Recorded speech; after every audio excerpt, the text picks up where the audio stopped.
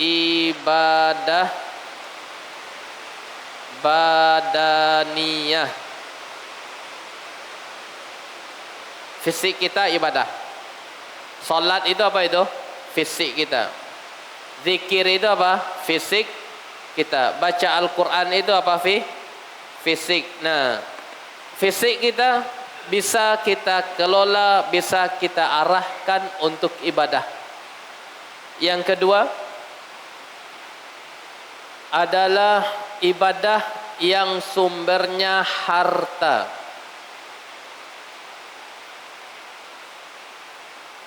Sehingga istilahnya namanya apa adalah ibadah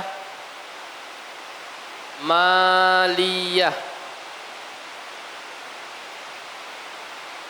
Ibadah yang sumbernya itu dengan harta kita. Bisa kita ibadah dengannya. Pernah kita pelajari ya?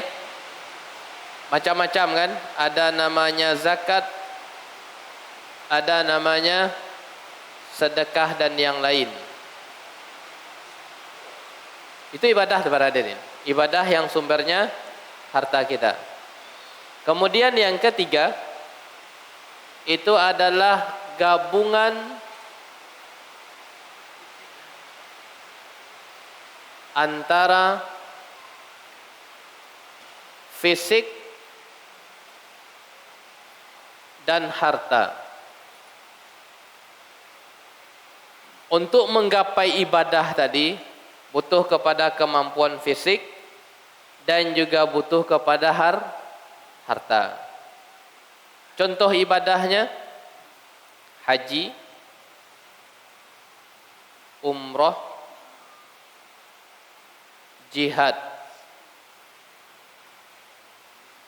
Meskipun bagi orang Makkah tetap butuh kepada fisik.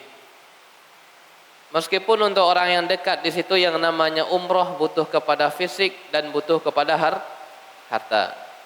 Gabungan antara fisik dan harta. Oleh karenanya para hadirin, apa yang kita punya hari ini, fisik kita kuat, gunakanlah untuk ibadah. Ada harta kita, gunakanlah untuk ibadah. Kalau kuat fisik dan kuat harta, gabungkanlah ibadah tersebut. Ibadah haji dan ibadah umrah. Kalau jihad ada ketentuannya. Jihad ada ketentuannya. Baik, hadis nomor 708. Semakin banyak hadis kita para hadirin, berarti semakin banyak juga ilmu yang didapatkan ya. Artinya pastikan bejana kita tidak bocor. Bejana untuk menampung ilmu yang kita timba sedikit-sedikit tidak bocor. Yang pertama ikhlaskan niat. Kemudian yang kedua adalah modal catatan. Kau duduk sabantah, dibaca-baca. Ini adalah untuk mengikat ilmu sebenarnya. Baik. Keutamaan umrah dan haji. Beliau sallallahu alaihi wasallam mengatakan al-umratu, redaksi pertama, al-umratu ilal umrah. Umrah satu ke umrah berikutnya.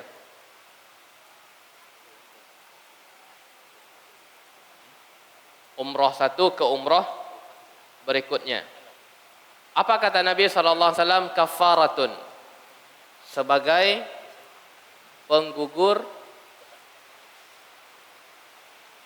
dosa. Nabi sampaikan kepada sahabatnya, umrah yang engkau lakukan dari satu ke umrah yang berikutnya itu bisa sebagai penggugur dosa.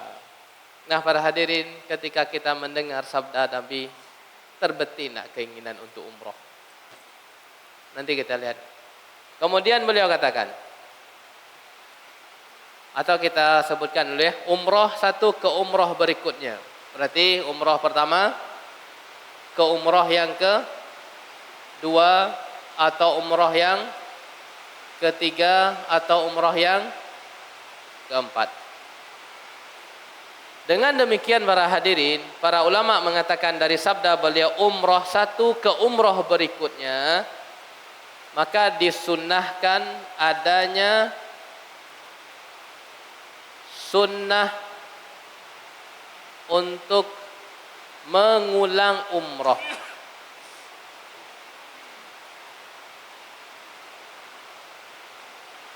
Karena lafalnya apa? Lafal hadisnya umrah satu ke umrah berikutnya. Berarti adanya anjuran untuk mengulang umrah. Dengan demikian Ustaz, bolehkah umrah lebih dari sekali? Jawabannya dianjurkan. Karena ini umrah satu ke umrah berikutnya. Namun yang menjadi permasalahan, bagaimana teknisnya mengulang umrah? Bagaimana teknis mengulang umrah? Bagaimana teknis yang benar mengulang umrah?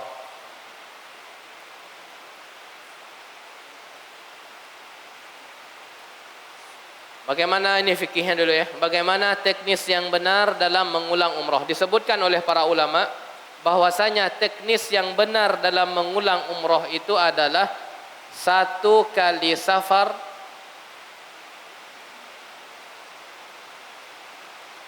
sama dengan satu kali umrah. Nah, ini teknisnya. Sekali safar kita ke sana, sekali melakukan perjalanan, maka ibadah umrohnya hanya sekali. Dari sisi praktek para hadirin, berkemungkinankah satu safar dua kali umroh? Dari sisi realnya, berkemungkinan enggak satu kali safar dua kali umroh? Berkemungkinan. Bagaimana caranya? Ya pindah keluar kita dari kota Makkah dan mengambil miqat di situ. Kan kita di Makkah sekarang ya, di tanah haram namanya. Anggaplah ini haram. Kita sudah di sini. Kalau melihat secara praktek, bisa sekali umroh itu dua kali safar, bisa tiga kali umroh, bisa. Kalau seminggu kita di situ di Makkah, bisa juga sebanyak 7 kali. Keluar dulu ke miqat. Nah, dari miqat ini balik lagi ke mana? Ke Makkah untuk umrah. Bisa, akan tetapi teknis yang benar dalam proses mengulang umrah itu bukan satu kali safar dua kali umrah atau tiga kali umrah, akan tetapi satu kali safar adalah sekali umrah. Lalu sisa waktu kita bagaimana Ustaz? Kan masih tinggal di sini 1 pekan lagi, 5 hari lagi, masa nak dijadikan momen untuk umrah? Syekh Al-Fauzan mengatakan fabaqa'uka fi Masjidil Haram afdal. Keberadaan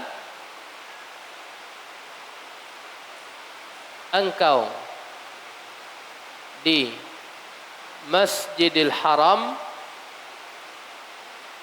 itu afdal daripada keluar dari tanah haram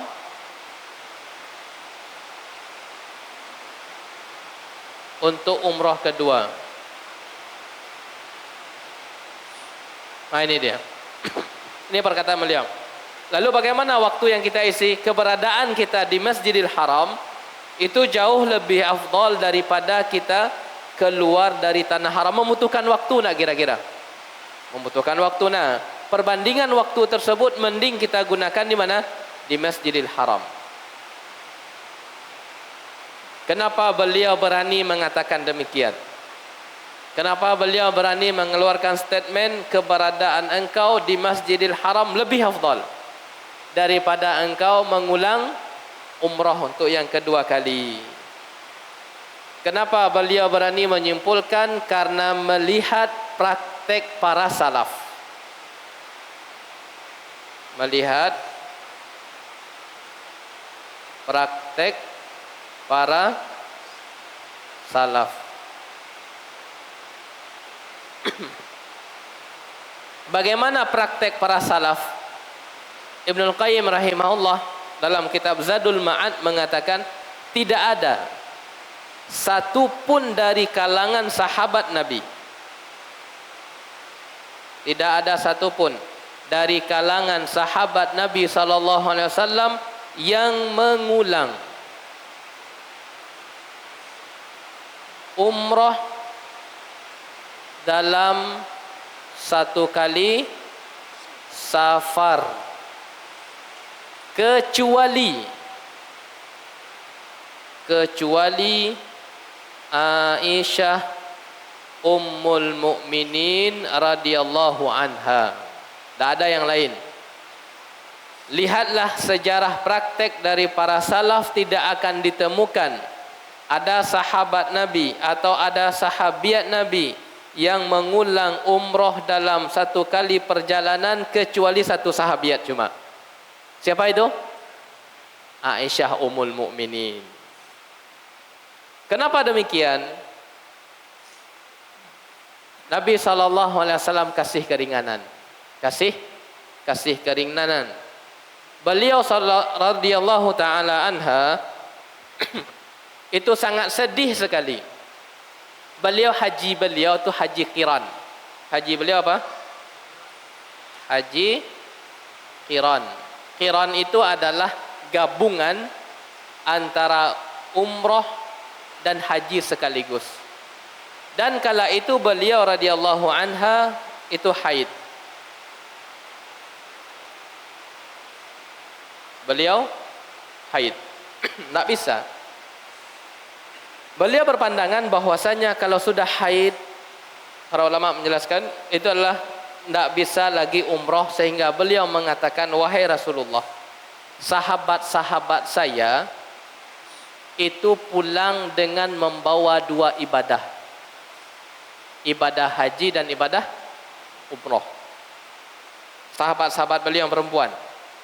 Kenapa demikian? Mereka mempraktekkan nama hajinya haji tamattu. Kalau haji tamattu apa duluan? Duluan kita umrah, kemudian baru haji. Itu namanya haji tamattu namanya itu. Kalau haji qiran itu adalah gabungan antara praktek haji dan praktek umrah. Nah, sehingga beliau radhiyallahu anha ini maksudnya kenapa Syekh Fauzan dan ulama yang lain mengatakan keberadaan engkau di Masjidil Haram lebih utama daripada engkau mengulang kembali, karena beliau menyimpulkan dari praktek para salaf. Nah, para hadirin, hanya Aisyah tadi ya.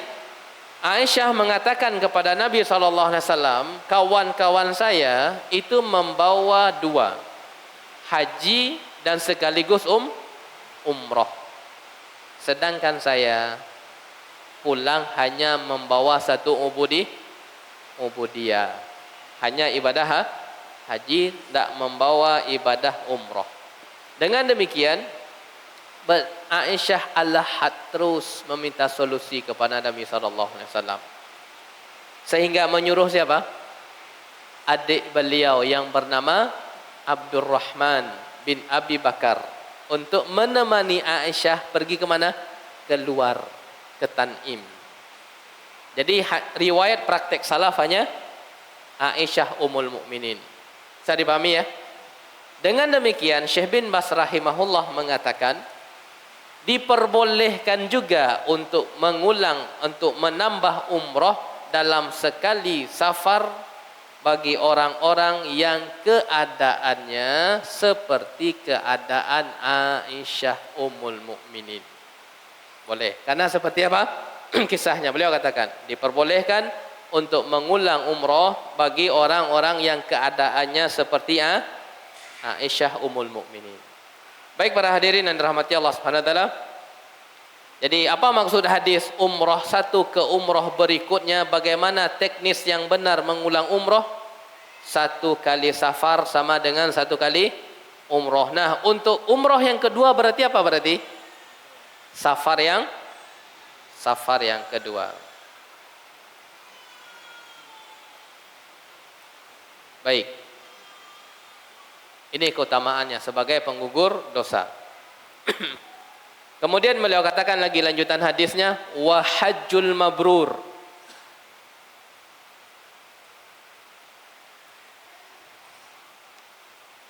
Kalau untuk umroh perhatikan redaksinya.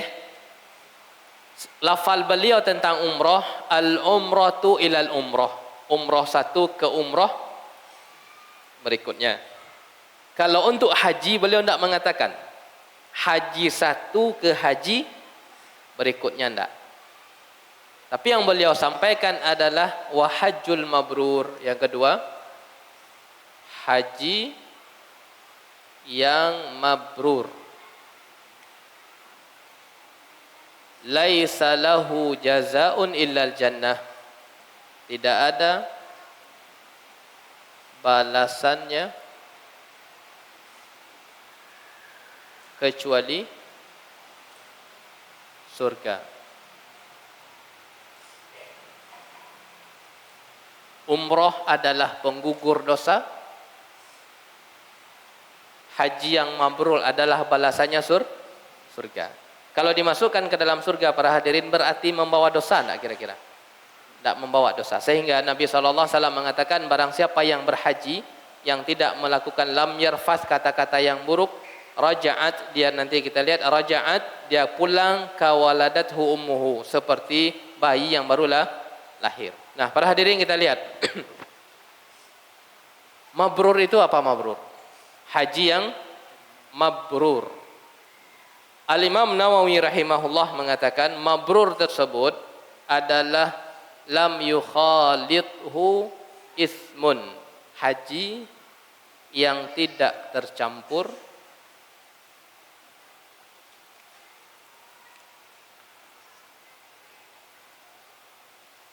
dengan dosa. Mabrur itu adalah ibadah haji yang tidak tercampur di situ dengan dosa. Orang itu haji tidak ada dosa yang dia lakukan di situ. Tapi kemungkinan dosa itu muncul dari apa? Yang pertama, Ibnu Abdul Bar mengatakan kemungkinan dosa itu muncul pada ibadah haji dari sisi bekal. Kan tadi para hadirin ibadah haji, ibadah yang sumbernya apa? Harta kan ya? Harta kan? Nah, ibadah yang tidak tercampur dengan dosa bisa jadi dia selamat dari bekalnya. Bekal dia tersebut halal. Satu, betul-betul uang yang halal dia pakai. Tidak ada unsur haramnya di situ para hadirin. Betul halal. Dapat satu. Kemudian yang kedua, yang tidak tercampur dengan dosa dari sisi apa? Dari sisi niat. Ah, ini lebih berat lagi. Dari sisi ini niat, kau main dalam hati. Mengawak pergi ke situ penasaran, kamu penasaran sahabat bantu apa? Itu apa niatnya? Kalau lah penasaran lah selesai itu berarti. Atau niatnya merubah status, ya bisa jadi muncul kan, bisa jadi muncul. Nah, ini yang harus dilawan. Baik itu umroh, baik itu ibadah haji, perjuangannya di sini. Dari sisi ini niat. Perusaknya itu apa perusaknya? Riya. Perusaknya tersebut sum'ah. Ini amalan hati semua nih para hadirin. Perusak tersebut adalah ujub, macam-macam perusak. Bisa nak dipertahankan niat, bisa dipertahankan bekal, bisa dipertahankan niat.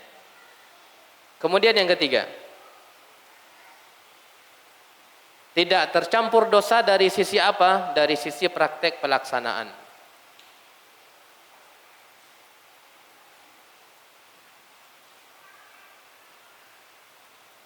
Yang disebut dengan apa? Mutabaah, praktek pelaksanaan. Sehingga nanti akan ada fikih haji ya, agar praktek pelaksanaan itu benar. Kemudian yang keempat, selamat dari dosa, tidak tercampur dari dosa dari sisi apanya? Yang keempat, dari sisi lisan.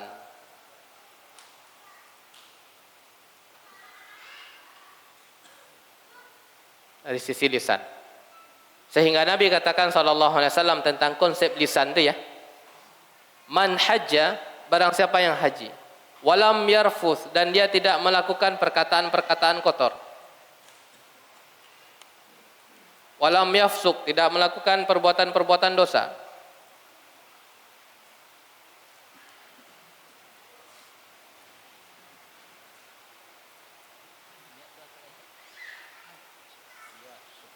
Dosa anggota badan.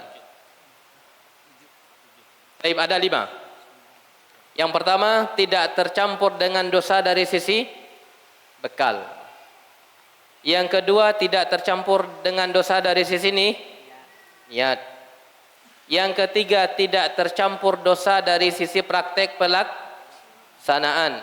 Yang keempat, tidak tercampur dosa dari sisi lisan. Yang kelima, tidak tercampur dosa dari perbuatan-perbuatan anggota badan kita yang mengandung dosa. Berkemungkinan pas tawaf orang ya aja lihat. Orang-orang dari luar situ ya. Momen melihat orang para hadirin. Entah itu perempuan yang kita lihat. Nah, ini berpeluang perbuatan dosa yang muncul dari mata. Karena perjuangan ini para hadirin berat sehingga balasannya pun Nabi katakan sallallahu alaihi wasallam, haji yang mabrur itu secara prinsip haji yang tidak tercampur dengan dosa. Maka Nabi katakan tidak ada balasannya kecuali surga. Laisa lahu jazaa'un illal jannah.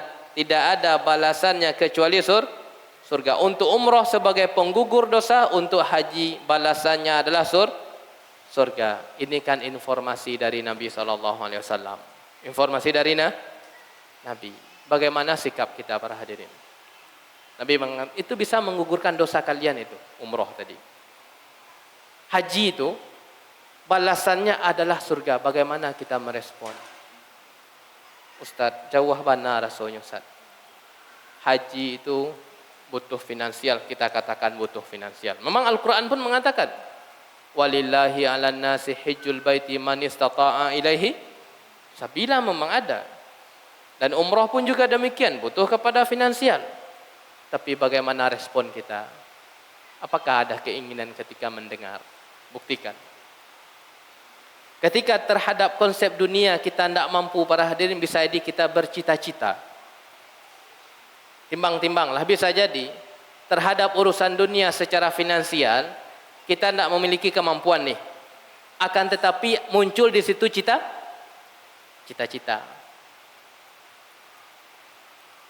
Alat komunikasi, pengen nambah Ustaz membeli yang itu yang puluhan juta. Anggaplah kita tidak sanggup, tapi untuk urusan dunia terkadang kita punya cita-cita untuk membelinya. Cita-cita untuk mewujudkannya. Entah itu kendaraan, entah itu rumah. Punya cita-cita. Nah, apakah kita punya cita-cita untuk umroh atau untuk ibadah haji? Memang para hadirin, ibadah haji memang iya butuh kemampuan. Iya benar. Ibadah umroh butuh kepada apa? Kemampuan, memang benar. Tapi adakah cita-cita dan keinginan dalam diri kita? Tadi kita contoh dunia sajalah. Terkadang perkara-perkara dunia yang kita tidak sanggup, kita punya keinginan. Entah itu untuk mendapatkan alat komunikasi, entah itu untuk mendapatkan tempat tinggal, entah itu untuk mendapatkan kendaraan, punya cita-cita kita.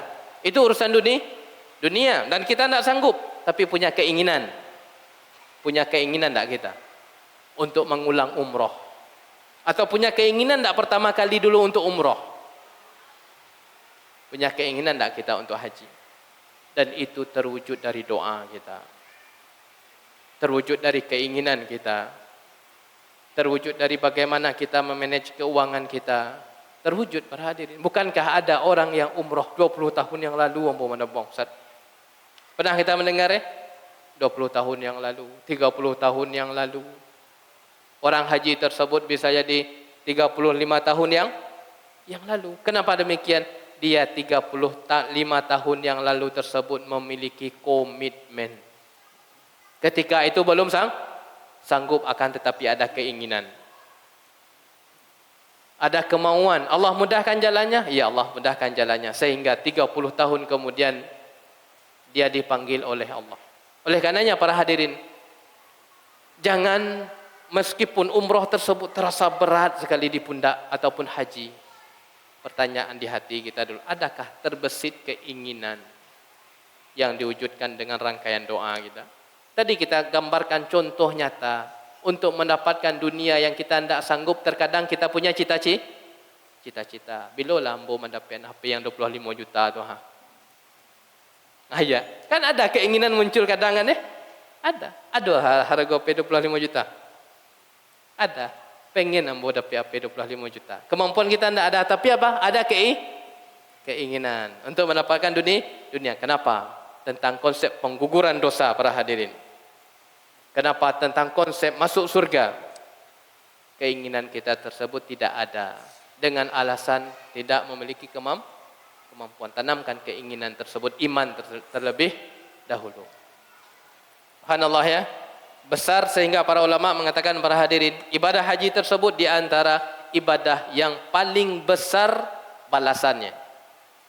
Cobalah langsung dilihat ya, tidak ada balasan haji yang mabrur tersebut kecuali surga. Tidak disebutkan yang lain. Kalau umroh ada pengguguran dosa. Tapi kalau untuk haji tersebut langsung disampaikan adalah akhir dari perjalanan. Finish perjalanan itu apa? Finish dari perjalanan panjang kita, dunia, alam barzah, padang mahsyar. Finishnya apa? Kalau tidak surga, kalau tidak neraka.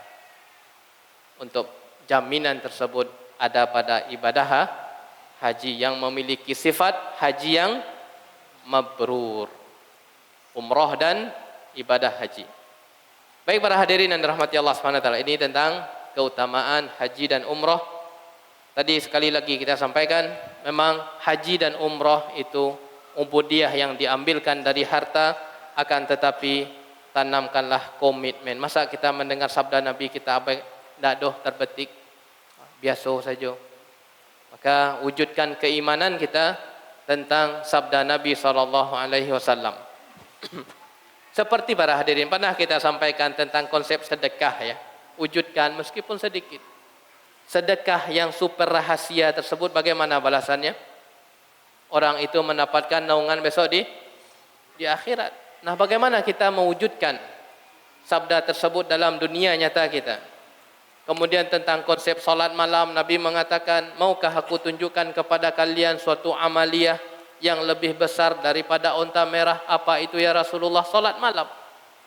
Sehingga Nabi mengatakan, dan kita mendengar perkataan ulama, wa addal amanah, Nabi tersebut telah menyampaikan amanat, wa nasaha lil ummah, dan telah menasihati seluruh umat. Terkadang bagaimana kita merespon apa yang beliau sampaikan tentang keutamaan dalam ibadah. Baik, kita lanjutkan hadisnya.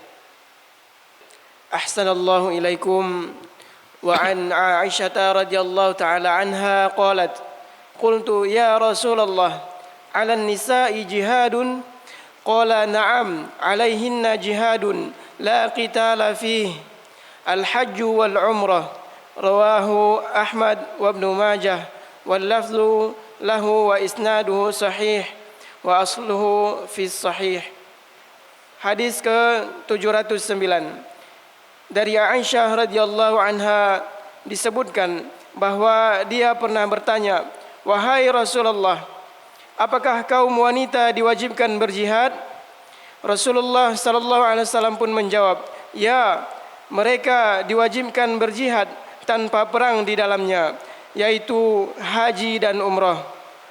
Hadis riwayat Ahmad dan Ibnu Majah dengan lafal menurut riwayatnya, sanadnya sahih. Adapun asli hadis di atas berasal dari Sahih Bukhari dan Sahih Muslim. Baik para hadirin yang dirahmati Allah Ta'ala, Aisyah Ummul Mukminin itu memahami tentang konsep jihad perang ya, tentang konsep jihad perang. Beliau mengatakan jihad perang itu kan memiliki keutamaan ya. Perang melawan orang-orang kafir. Nah, beliau memandang, wahai Rasulullah, jihad perang itu apakah berlaku juga untuk kaum perempuan? Jihad perang senjata berlaku juga tidak untuk kaum perempuan?